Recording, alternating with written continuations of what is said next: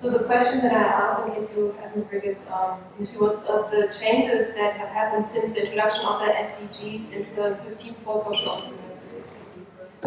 And maybe another panelist would also like to contribute. How about Beenisch? Do you have a view on this one? Well, I mean, I'm not a social entrepreneur, but from the UN perspective, I can definitely say that there's definitely more of an understanding, an awareness, and a demand for social entrepreneurs. So with the introduction of the Sustainable Development Goals, it was quite clear that this is an extremely ambitious agenda, but ambitious for good reason, because the world is quite complex now. And then, of course, we've also realized there's a $2.5 trillion gap to achieve the SDGs, and we can only do this through collaboration and, of course, with the private sector and the government. But the SDGs have actually given a really solid platform for social entrepreneurs to come up and bring forth catalyzing solutions that could, develop their countries and change their communities. And that's why, and that's what the UN is trying to do. That's what the UN is trying to do. It's trying to give that platform. So I think there's a demand especially from the development platform as well. Thank you. Would any of the other panelists also say something on this particular topic? From an international organization's perspective, I work for the British Council. Over the past 3 to 4 years, we've seen a lot of investment in social entrepreneurship or development of an enabling environment for social enterprise. So there's certainly a lot of interest, international interest. There's a lot of local interest, I believe, with the establishment of a social entrepreneurship center at the Planning Commission. So there's certainly recognition within the government sector and within the other key stakeholders that we need to invest more in social enterprises. As far as the British Council is concerned, I believe and I hope a lot of you do know that we've launched a program called DICE, which is Developing Inclusive Social Enterprise. And there are going to be fellowships, grant opportunities to help promote social enterprises such as the ones that were just presenting here a few minutes ago. And we'd encourage all of you to apply. The main aim is for us to encourage young people to think about social good, social causes, and then at the same time come up with means to generate employment not just for themselves but others. Thank you for giving me this opportunity. I was communicating at the time that it's not happening. It's okay to start earlier. So I would be bilingual with your permission. It's good to see that we are having this discussion on social entrepreneurship and how it can be helpful in achieving SDGs. And I'm very confident that all of you who are sitting there, they know that there are 17 Sustainable Development Goals and 169 targets. And Pakistan, like most of the countries, like nearly all countries, who are the member countries of the UN, is a signatory to this development agenda for the year 2030. This means we have only, how many years are left? 12 years. It's 2018. I was supposed to start session, so it's very difficult to keep yourself awake, especially those of you who have been working hard for this conference for the last so many days. लेकिन बात ये है कि social entrepreneurship एक ऐसा concept है जिसका हमारी जो पाकिस्तानी लैंग्वेजेस है, सिर्फ उर्दू की बात नहीं कर रही, और जो है उसका कोई मुतबादिल या उसके इक्विवेलेंट भी कुछ नहीं है. कारोबार जो है उसका मुतबादिल नहीं है, क्योंकि इसका ये मतलब नहीं है कि वो कॉन्सेप्ट किसी शक्ल में हमारे सामने नहीं था. लेकिन जो बात समझने की है उसमें कुछ लोग जिसमें बड़े इदारे भी शामिल हैं अनकम्फर्टेबल हो जाते हैं कि आप डेफिनेशंस की क्यों बात करते हैं, हमें इससे आगे जाना चाहिए. लेकिन पूरी दुनिया में बात हो रही है. IDP में जिस तरह स्टैनफोर्ड है वो भी अभी तक परेशान है कि इसकी डेफिनेशन क्या है. और हमारे यहाँ चैरिटी को, बिजनेस को, entrepreneurship को और social entrepreneurship को एक mixture बना दिया गया है। बहुत सी elite universities पाकिस्तान में बड़े इदारों के funds के सहारे जो उन्होंने incubation centers कायम किए हैं यहाँ पे criticize नहीं करती सिर्फ फर्क करने के लिए, जिसमें students को अपना कोई thesis complete करना पड़ता है और उसको वो social entrepreneurship बनाते हैं। बहरहाल इस तनकीद के बाद मैं सिर्फ I'll take another 40 seconds, okay? Social entrepreneurship को अगर एक लाइन में बताना हो तो ये है कि you have to identify social problem and you have to I mean which is close to your heart by the way, and then you have to come up with a addressable mechanism that contains a business model. Profit is there, but profit is not the focus, and this initiative has to be transformative. इसीलिए social entrepreneurs को अंग्रेजी में अक्सर उसके मुतबादिल जो लफ्ज़ उनको change makers भी कहते हैं, उनको डिसरप्टर्स भी कहते हैं। अब स्टेटस को जो चेंज करना है SDGs में, मैं आपको यहाँ पे आपका वायदा नहीं मिली, उसमें जो सबसे अहम तरीन बात है दुनिया की हर मसले की उसमें निशानदेही की गई है, लेकिन जो कॉमन थ्रेड है जिसको आप डिनोमिनेटर कह सकते हैं, that is gender equality. And one SDG, that is SDG number 5, that says that we envision a world where all are equal, where there is gender equality, where women and girls are empowered. उसको ही हासिल करने के लिए बाकी 16 भी जो हैं वो SDGs हैं। और पाकिस्तानी सोशल एंटरप्रेन्योर्स के लिए ये बहुत ज़रूरी है कि वो SDGs को समझें, क्योंकि the link between SDGs and social entrepreneurship is very close, and it is not only close but it is inevitable. In the subsequent questions, I would like to explain if there is a specific query that how we can do it. I can share some of the ideas. Thank you. Our last panel is also just arrived. Her name is Ayesha, and she's the Pakistan Country Director and Vice President of the CSR of Hashoo. Please come to the stage and give her a warm applause.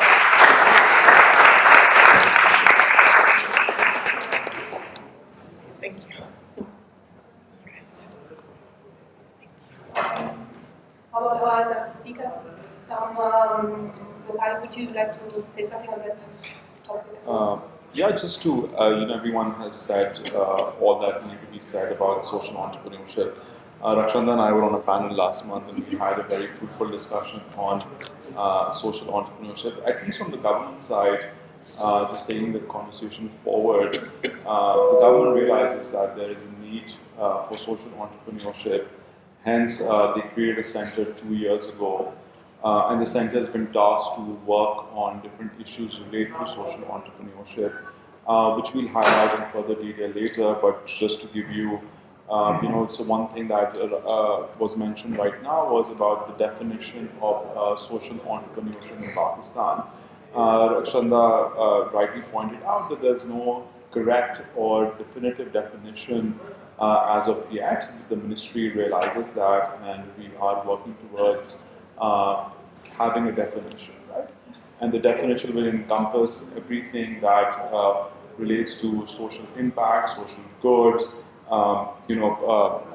what sort of subject matter we should touch. I like the definition that is presented by the British Council in their papers, and Faiza's holding, a report, and I don't know the exact definition, but it goes something like focusing more on social impact than profit.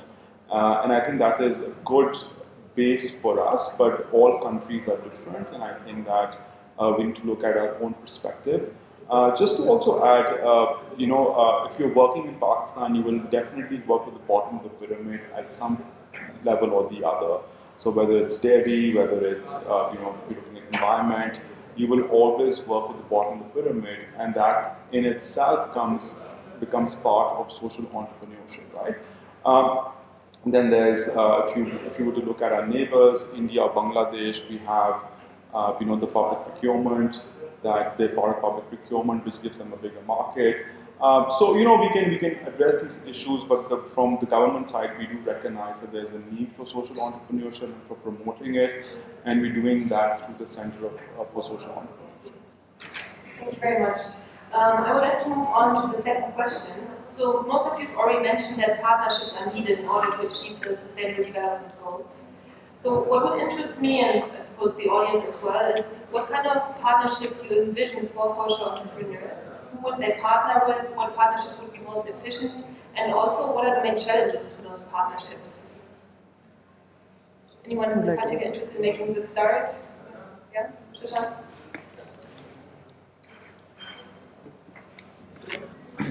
So partnerships can be in different way. One is right, so we can definitely partner with other people within a certain city or I can say country. But then the best of all partnerships is when you partner up with your own country or let's say the government. I will give you an example. So we built the first taxation software for Afghanistan. And the idea was to help, all the middle class and, the SMEs to be able to pay their taxes to the government. Because the government was basically just squeezing, the upper class, taking all their taxes and not saying anything to the SMEs or let's say small businesses. We built the software. The software could calculate all 6 types of taxes. It could generate forms. It could do everything that a business would need to calculate the taxes for free, and we were not requiring anybody to pay us to use the software. But we needed to link the software to the government, to the Ministry of Finance, and that was one of the biggest challenges. So in this case, for us to solve this one social problem, we basically had to connect with the government and to partner up with them. So yeah, so there are like different types of partnerships. One of which is government, and in my opinion, it depends on what your idea is. So if you're basically doing something that's more dependent on the government, then of course you have to partner up with the government. But if it's something that more important or more dependent on your neighbor countries, then you have to partner up with them, and so on. Yeah, thank you. Okay, thank you. Assalamu alaikum, everyone. First of all, I'd like to congratulate the organizers for this very timely, wonderful idea. And then just very quickly to the first, about social entrepreneurship. I think social entrepreneurship, as we see, is like the microfinance initiative of the recent past with its double bottom line objective. So, microfinance or financing was profit, and then it was people and profit, and now we have the triple bottom line objective of, people, planet, and profit. So social entrepreneurship, I think we don't need to confine it in any particular definition. It's agreed. Entrepreneurship in of itself, and even now, even SME definitions, I've been working in the field for 22 years, and ILO has their own, the State Bank has its own, and I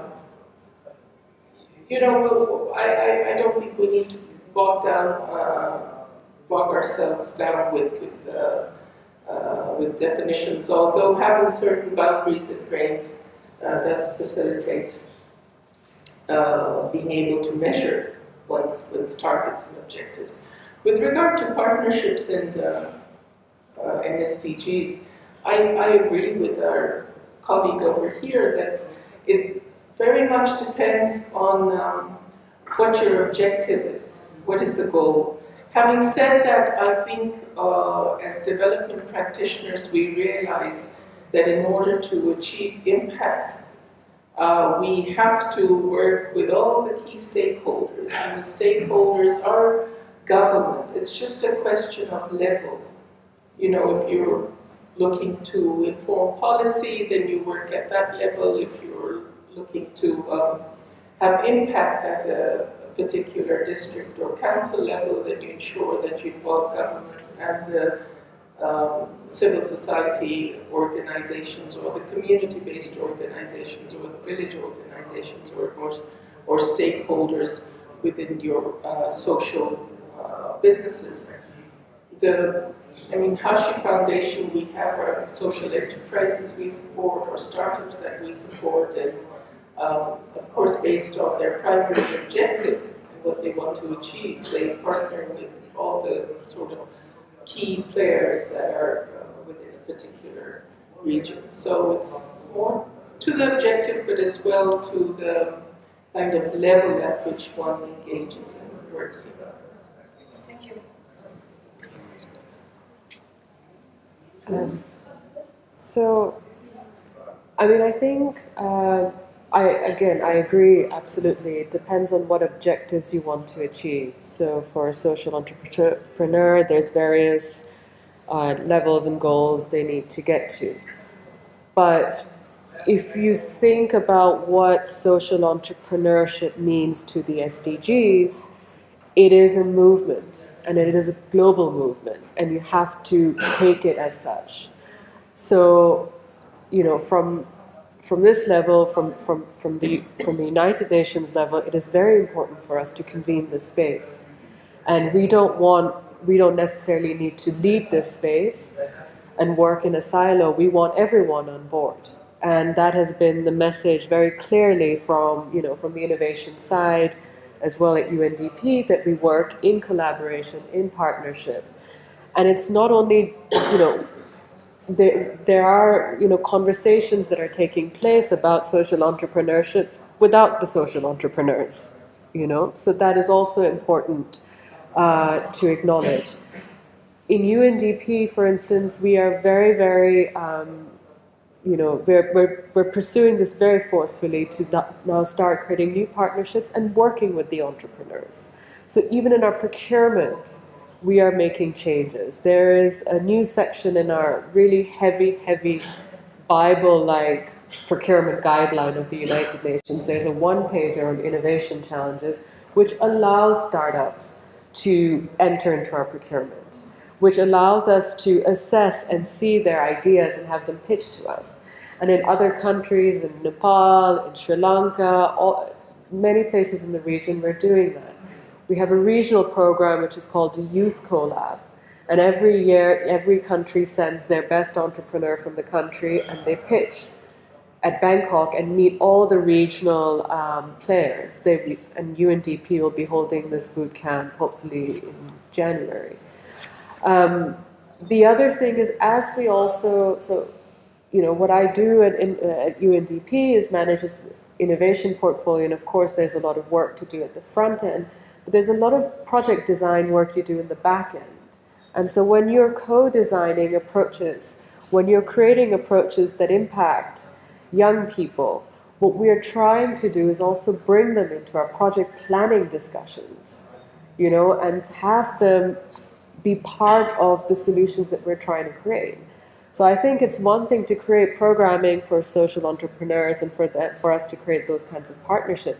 It's a whole other thing to actually start really working with them and giving them contracts. So for us, this is our approach on new partnerships. जो varied होते हैं definitions के बारे में, because I believe कि it's very important to define it. अब ये कभी ऐसा हुआ है कि आपने physics में किसी ने PhD किया हो तो आप कहें कि भाई आप maths भी पढ़ा लें, क्योंकि physics में तो इतनी ज़्यादा mathematical calculations होती हैं. तो ये कहना कि भाई सब कुछ जो कहता है large kind of social entrepreneurship, everything has been included, and it is basically serving the capitalist agenda. And initially it was, initiated as the virtuous phase of the capitalist economy. So it is very important to define the boundaries. Number two, the partnership. Yes, stakeholders include many multiple and multi-level stakeholders. उसमें British Council भी है, UN agencies भी हैं, और Hashoo Foundation, and the likes of these entities, दूसरे लोग हैं. लेकिन अगर मुझे being a पाकिस्तानी decide करना हो, ये suggest करना हो सारम साहब की मिनिस्ट्री को, तो I would say कि आप सोचें कि पाकिस्तान का मसला क्या है. किसी को पता है हमारा ह्यूमन डेवलपमेंट इंडिकेटर को हमारा रैंक क्या है? गूगल कर लीजिएगा, लेकिन असल बात ये है कि within south Asia minus Afghanistan जो रिमेनिंग कंट्रीज हैं 7, उसमें भी हम सबसे पीछे हैं. Gender inequality index में we are the second worst country in the world. इसका क्या मतलब है कि we have to work a lot. And who are we? एक ऐसी कौम, अगर हम सेंसस को सही भी माने, we are over 200 million. And more than 2/3, यानी around 65% of our people are under the age of 30 years. So I will put, because we have only $1 in the kitty or £1 in the kitty, and time is limited. So I will go for partnership with youth. And we don't have to work for youth. ये जो होता है ना charity oriented, देखिए हमने आपके लिए skill center बना दिया है, देखिए हमने आपके लिए एक exhibition कर दी है, आपके लिए नहीं, we are working with you. And that makes a hell of difference. And that difference has to be acknowledged. अब यूथ भी एक homogeneous entity नहीं है, क्योंकि क्लास डिवाइड है, अर्बन रूरल डिवाइड है, डिजिटल डिवाइड है, सेक्स और जेंडर आइडेंटिटीज की डिविजन्स है.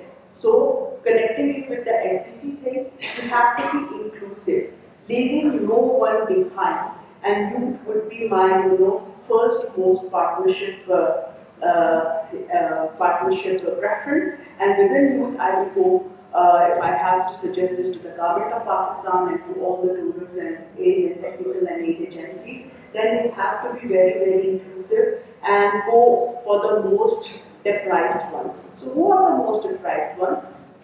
Young people with disabilities, physical disabilities. Being disabled is not an easy thing in any area of the world. But in Pakistan, where there is no acknowledgement of disability, no ramps, no white signals. I mean, if you are disabled, then you are much. And then if you are a girl, what should you do? Then if you are from a minority group, then if you are from a low socio-economic strata, and if you have all the combination, so UN agencies, donor and technical agencies, and charity and business-oriented organizations, they should, look towards that youth. उस youth को नहीं जो कि elite universities में पढ़ रहा है, nothing against them, लेकिन दो तरह के इन्फ्लुएंसेस होते हैं. एक तो आप लोग जो कि प्रिविलेज क्लास से हैं और आप लोग उन्हीं को टारगेट करें और अच्छी से अंग्रेजी में अच्छे पोस्टर्स बना के इंस्टाग्राम की लाइकिंग्स लें और फिर सोचें हाँ हम अपने से डिप्राइव लोगों के लिए कुछ करेंगे और डिस्ट्रैक्ट कॉन्फ्रेंस भी होगी. दूसरा वो है कि डायरेक्टली उन्हीं लोगों के साथ काम करें, ये जो एम्पावर करना चाहना नहीं है तो उनको साथ मिलाएं, ताकि वह एम्पावरमेंट किसी चैरिटी के तौर पे एक प्रोटेक्शनिस्ट अप्रोच के थ्रू ना लें. एम्पावरमेंट ये नहीं है कि जब एंजेलिना जूली या जितने भी ये सेलिब्रिटीज और वो आके जो हैं बताते हैं कि वो हमारे साथ बड़ा बुरा हुआ और फिर हमें ये कॉन्ट्रैक्ट मिल गया, हमने बड़ी मेहनत की और अब वो हैं.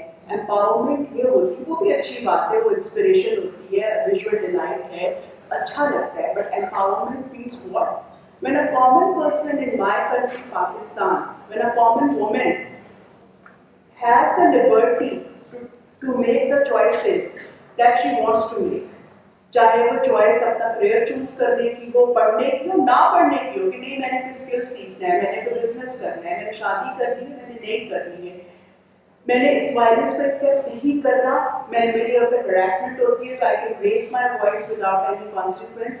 तो वो जो है वहाँ से एंटरप्रेन्योरशिप की स्पिरिट आती है. ये नहीं कि अब्बा जी का और शोहर का या बहुत बड़ा आपको कैपिटल मिल जाता है और सारे लोग जो है ना स्टार्टअप्स में मैं पिछले 15 सालों से देख रही हूँ 4 मिलियन का 5 मिलियन PPR से आप अपना बिजनेस कह रहे हैं और उसको आप एंटरप्रेन्योरशिप कह रहे हैं.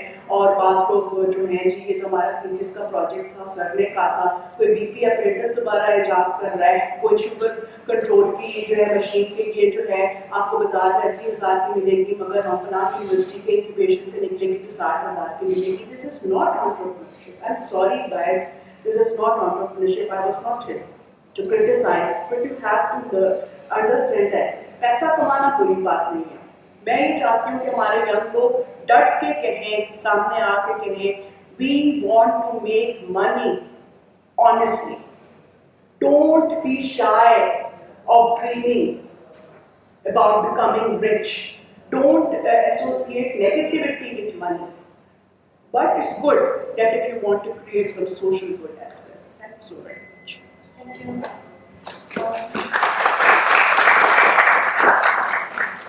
how about the remaining two candidates, Saram and I'll just add, coming back to the question about partnerships and how we can take social entrepreneurship forward through partnerships.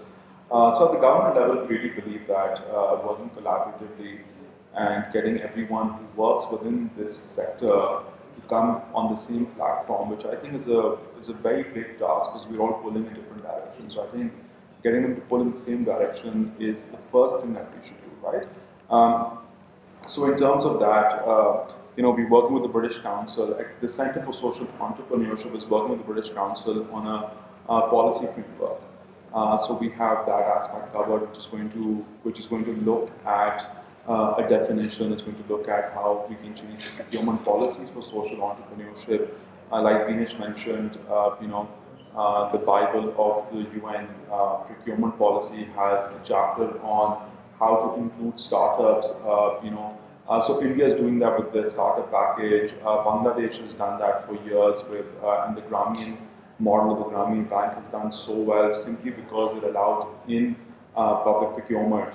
And I think that's a thought process within the government as well, that we need to do something about public procurement, which gives these social enterprises a bigger canvas to paint on, and then they have a bigger market. So all of these questions we're addressing through our partnership with the British Council. We work, so Beenisch and I have been having a lot of conversations. So she as the UNDP Innovation Lead and I as the Project Director of the Centre for Social Entrepreneurship, how to take this ecosystem forward. So we're having conversations, we're supporting them with the SDG bootcamp, and 2 weeks from now we're actually partnering up with a civil society organization called CoWorthy Pakistan, which is running a civic hackathon in Islamabad on 7th, 8th and 9th of December on 5 different SDGs. I don't remember which ones. I think it's 14 and 5 and a few others. I think water is one of them as well. We've thought about partnering up with the UN on their water conservation program in Islamabad as well as a pilot. So in short, we really do believe that with partnerships is the way forward. So I don't think anyone can work in isolation. And I loved your point, Rakhshinda, about inclusivity and disability. And I would like to add over here is that when we were setting up the website for the Centre for Social Entrepreneurship, one of the first things we spoke about was how can we include people who are not inclusive into our website. So our website is actually disability friendly. And I really encourage all organizations to actually make the websites disability friendly by having voice recognition of words, so someone who cannot see can actually hear, can browse. So we have, and it's very simple to do. You just need a badge, and then you can have, I think you can have braille, you can have inverted colors, people who have color blindness. So all of these things are possible. I just think that when we start thinking outside of the box and we start feeling and thinking that we need to be inclusive, I think different avenues do come up. So it's very important to raise these different issues about all sorts of people, whether it's gender, whether it's people with disabilities, whether it's public procurement. And I think the government is cognizant of all of these factors, and we can't do it alone. We need partners to do it, and the government has been, at least the centre has been very approachable for partnerships, and I think two of my colleagues on my left are a testament to that. Faiza, would you also like to add something? Yeah, the next question that is actually related to the point that you made is about policies. And what kind of policies are needed to enable social entrepreneurs to be more successful and more effective?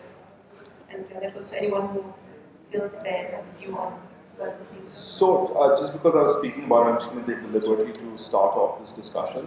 And I know Faiza was speaking earlier today, and I was having a conversation with her last week, and she said if you can do just one thing, from the center, is actually to have social enterprises become part of the public procurement of the government. So I think if we're able to achieve that, I think that would be the first step in really enabling them for a market. And you know, we were in Peshawar on Monday at part of our business plan competition, and we had these amazing startups pitched to us. And one of the startups called Arcus, they make this surgical equipment for a fraction of a cost that is done abroad, and if they can sell their equipment to public hospitals across Pakistan, you know, at the primary level, even the tertiary level, they can make money, and then and the cost of providing surgery also comes down. So it's a win-win for the government, win-win for the social enterprises, and more importantly, we're creating impact, right? And I think we can talk about this later, but I think we need to also think about how to measure impact, right? And it should not just be descriptive analysis. It should go more, it should go deeper. We should, as a nation or as a society, start thinking about how we can use statistics to make evidence-based decision making. And I think that is something which is really lacking in this country. Right. Just quickly on the first, the question before this question, partnerships एक चीज़ जो बहुत ज़रूरी है, partnerships जब हम सुनते हैं तो हम सोचते हैं वो गवर्नमेंट के साथ partnership, private business का partnership, एक partnership जो I think young लोगों को बहुत ज़्यादा explore करनी चाहिए is partnership amongst yourself. There's a lot of knowledge and information out there. You don't need to look anywhere other than your own networks and your own groups. So it's very important for you to partner with other young people, with communities themselves, and other young people in other countries. There are a lot of solutions to social problems जो कहीं ना कहीं कोई successfully already सोच चुका है, implement कर चुका है. आपका काम है या तो उनके साथ connect करना और उनकी example से सीखना. So that partnership, I would think, would be the core of a successful social entrepreneur or a social enterprise where they've learned from other young people or worked with other young people.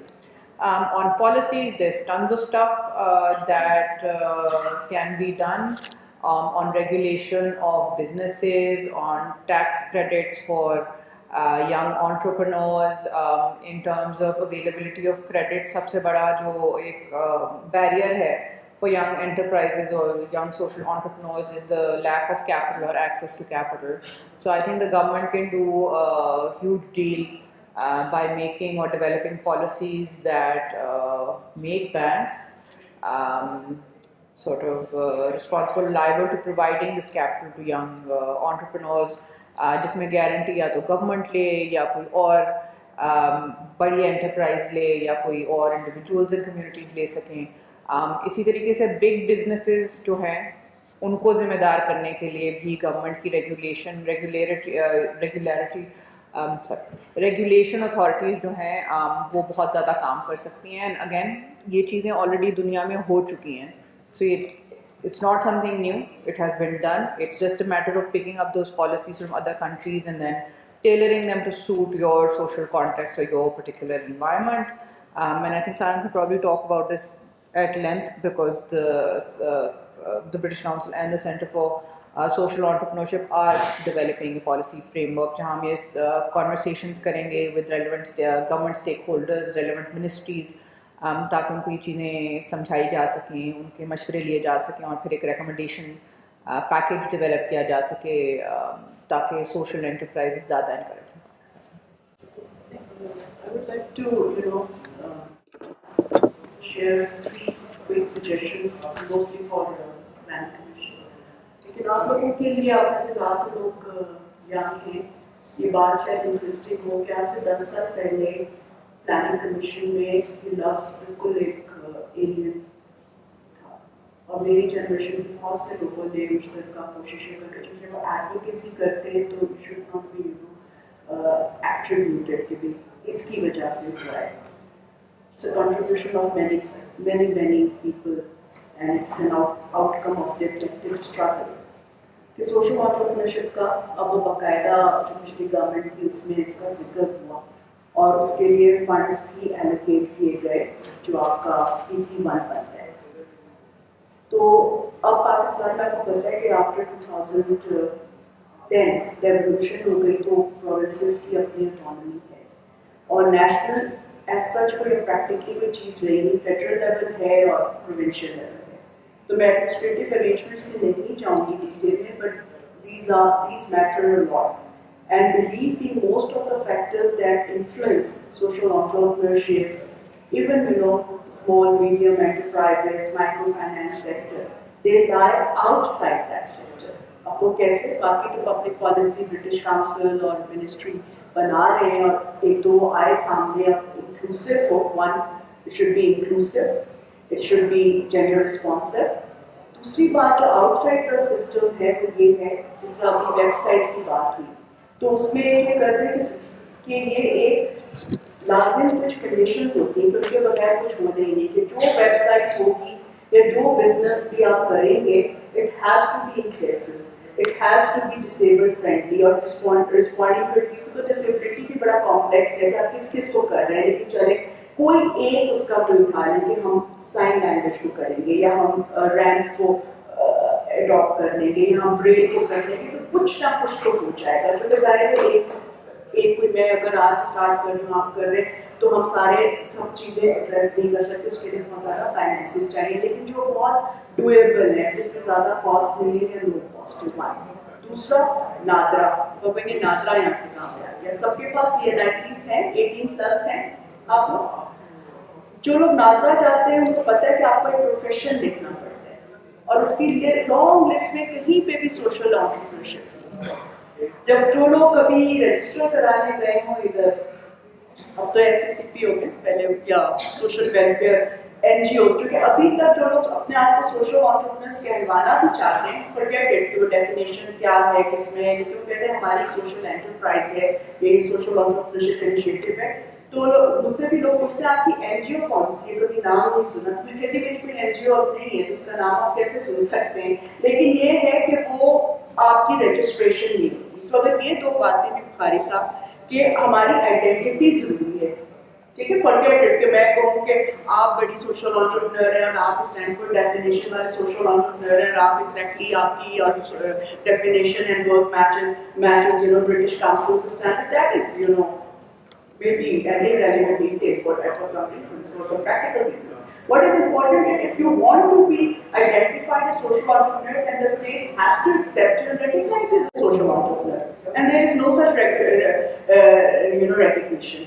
दूसरी जो है taxation system, in 2010 with the support of the German government, I wrote a book. It was my idea and they funded the idea and they helped me in publishing the book. It's about the tax break for economic empowerment of certain specific groups of women, including single mothers, disabled women, never married women, and divorced mothers. क्योंकि अगर वो economically empower कर अपने आप को करना चाह रहे हैं तो उसको सिस्टम को टैक्स ब्रेक तो दे।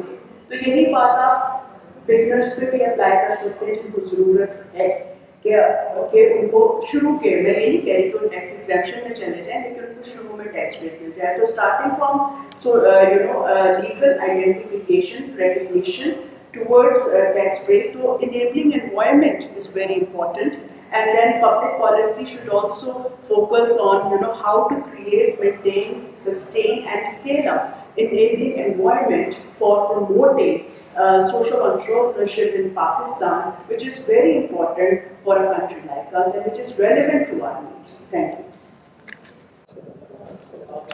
Okay, thank you. Yes, key aspects of policy were mentioned. It reminds me of the time when I was evaluating the SME policy. And it was drafted by the Asian Development Bank Task Force, again with government and everyone.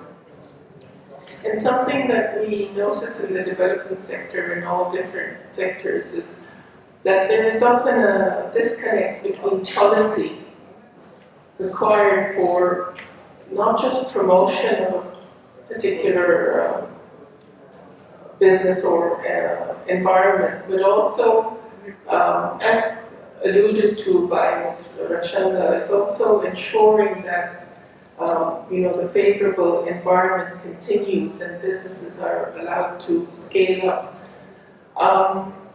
So just being mindful of the disconnect of the ground reality. I mean, we do, consultants, having been one myself, we do often bring forth international best practice and apply it over here. There's nothing wrong with that. But something that we've learned is we have to be very mindful of the ground reality. Jo Pakistan ki or phir har subai sata pe, because we do have the 18th Amendment. What are the realities over there? Social enterprise or entrepreneurship, I guess, has an additional challenge to business in general, with regard to sort of an enabling and conducive environment. Certainly, taxation, registration being recognized, and just law and order at times, and security, and access to credit, definitely.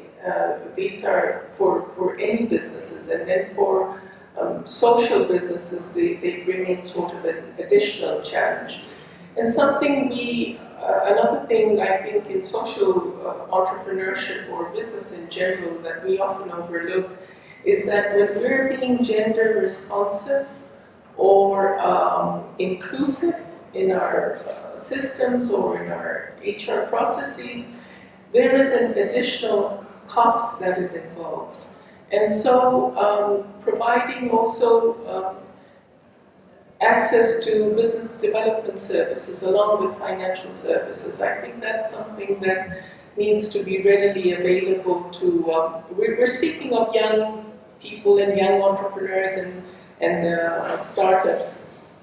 But after, let's say, a 3-year cycle, after 4 or 5 years with a running social enterprise, maybe they want to expand or diversify, there isn't a place or a sort of a services or where they can go to and they can have access. So maybe, that is something that needs to be there as well.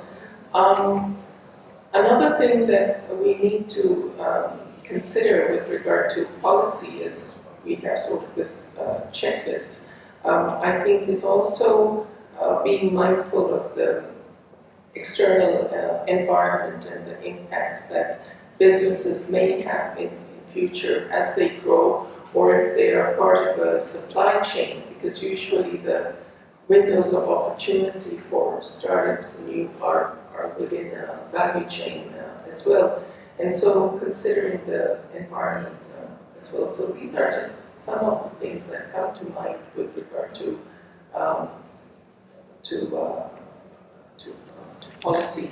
But I would really like to underline sort of, ensuring that there isn't a disconnect between policy and what the ground reality is. And another thing is that policy is usually, a healthy policy has sort of goes through a 5-year cycle, and the policy should be monitored, because when we do come up with policies, often it's implementation, and how do you translate that policy into action?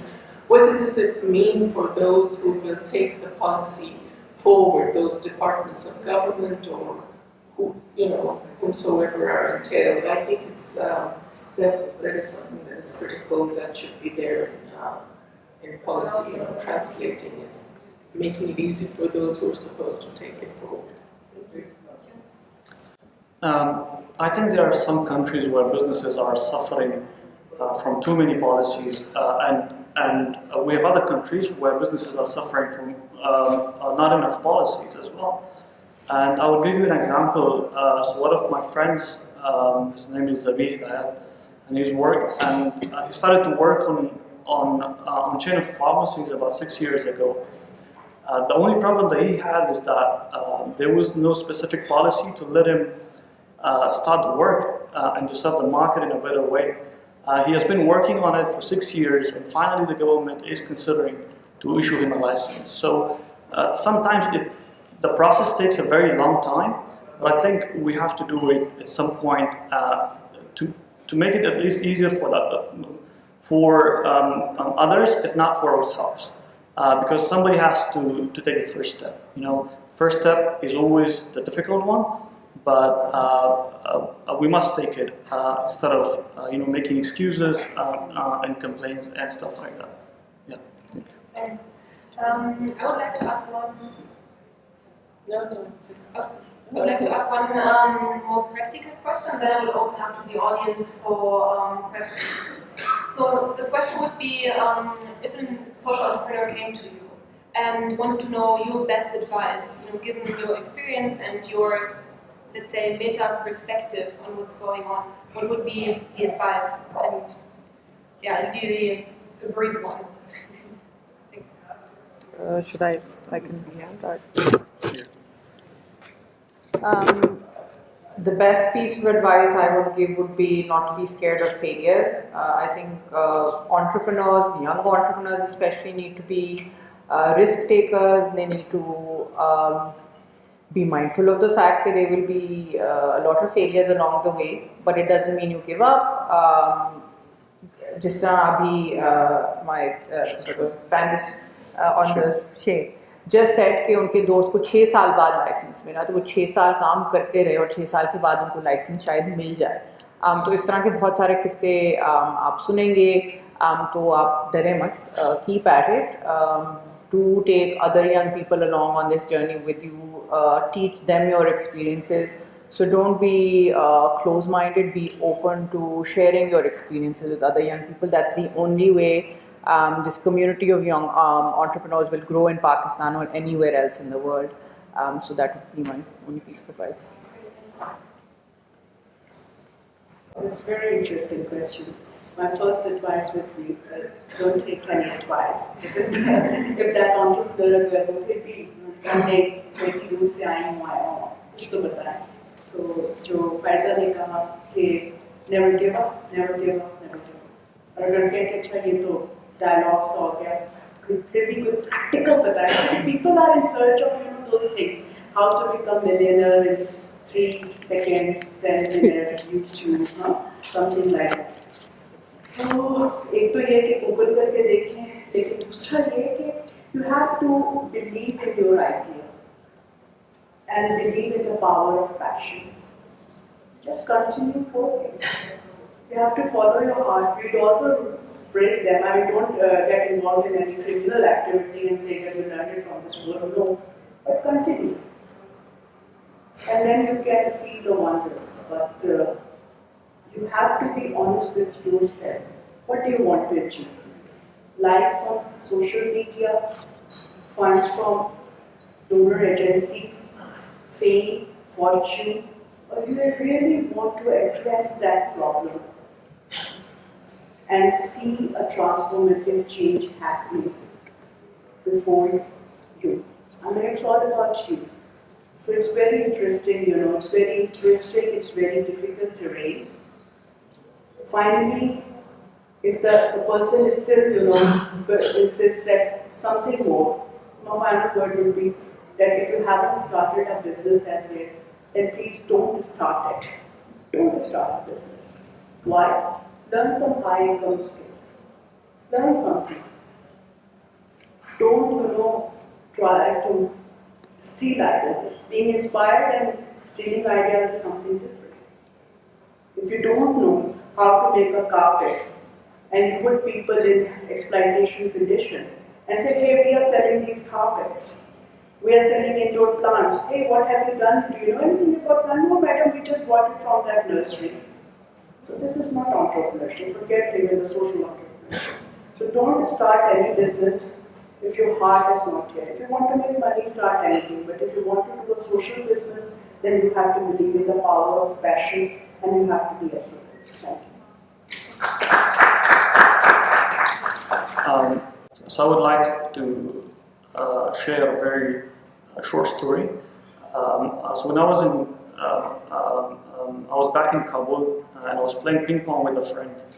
And so both of us, we were really good at ping pong. And then he told me that, Sher, do you know that when there are 2 players and both of them are best, and so do you know who wins? And I was like, who wins? And he was like, the one with the most patience, that's who wins. And that's exactly the same with like everything. That's the same with business. So in businesses, you can never say that you're the best among them, and so that's why you can win. No, there will always be someone better than you. So for you to win from them is that when you have more patience than they do. So patience is the key, I would say. Thanks.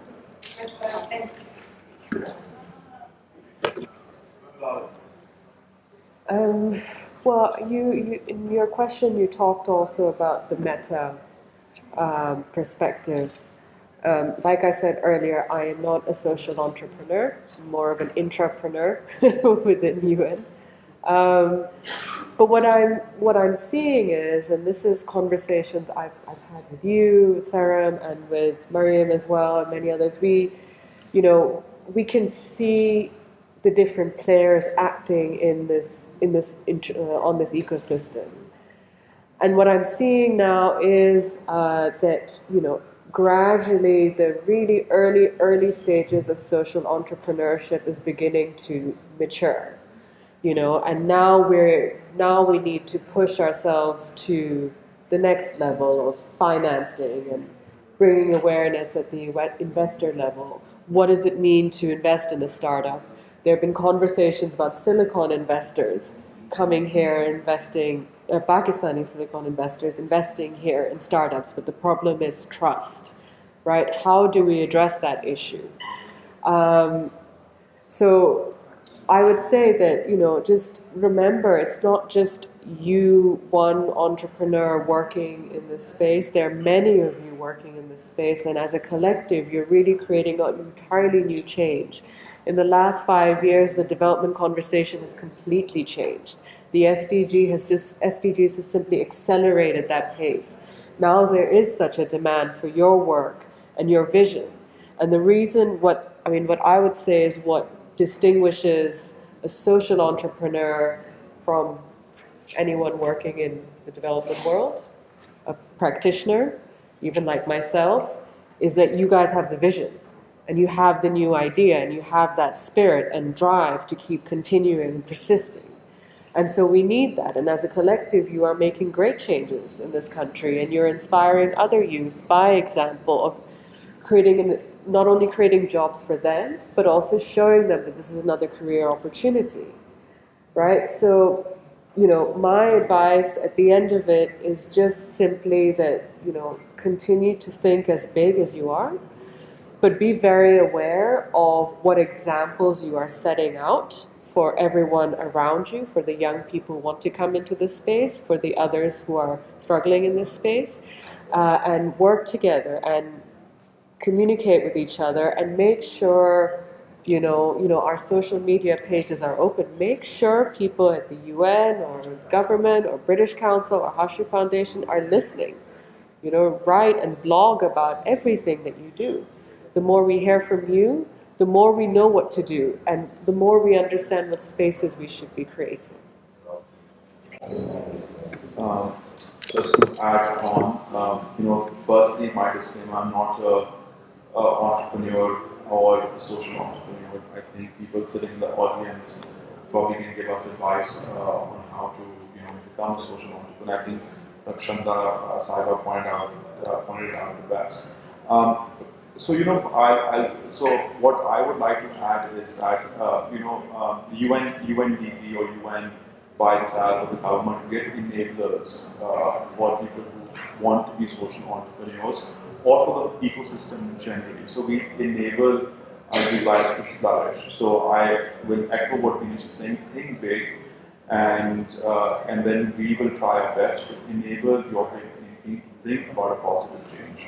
What I would like to add is that and I'll take this from I was in Peshawar on Monday. I was listening to ideas for our business plan competition, and this person came up with using plastic to make products, right? And it's amazing. I think it's a brilliant idea. I think it's done very successfully in Southeast Asia. The markets like Vietnam, Cambodia, I think they're doing wonderful things. Even in Sri Lanka, they're using actually elephant dung to make paper, right? So, and I think these are brilliant initiatives, and they all come under the social entrepreneurship ecosystem. But what my advice would be that whatever that you produce, whether it's education programs, whether it's making a product, whether it's something else, your quality has to be amazing, right? So without good quality, you will not find people to consume your product, right? And for you to flourish as a social entrepreneur, or even as an entrepreneur, your product needs to have good quality, whether you're using plastic to make Tupperware or a chair or something or the other, or whatever that you're doing, right? Quality has to be there. There's a brilliant example of this guy in Peshawar. He runs this company by the name of Vera. And what they do is they make these traditional Peshawari chappals. And each Peshawari chappal is actually more than the market price. But he can charge that much, and he has revenues over $100,000 a year simply because he invests research and development into his soul. So he keeps the design traditional, but he adds comfort, and his finishing and his stitching is probably international quality. So that is what you need to strive for. Your quality has to be international standards, and if it's international standards, then the government can enable you to go abroad, to go to trade fairs, to go and you can showcase your work. Without that, we look silly, and you also look silly, because at the end of the day, you will not have a consumer for your product. So I think whatever that you do, quality really, really matters. I'm just adding to what has already been said, but for me, it's the advice is in one word, which is persevere. I totally agree with the patience. It does require a lot of patience, and definitely when you persevere, of course, when you started, the assumption is that you had the passion, the vision and the passion. The road to social entrepreneurship, or that journey, is full of potholes and challenges. So it's just never give up, just continue, be patient, and I I really appreciate it's be what Saram said right now regarding quality. And with that is, the creativity, the innovation is we have the ecosystem, you have technology, really leverage that, ask advice, and just continue with your vision. So that's it. There was one thing I had, but now I totally, yeah. So anyhow, perseverance and passion.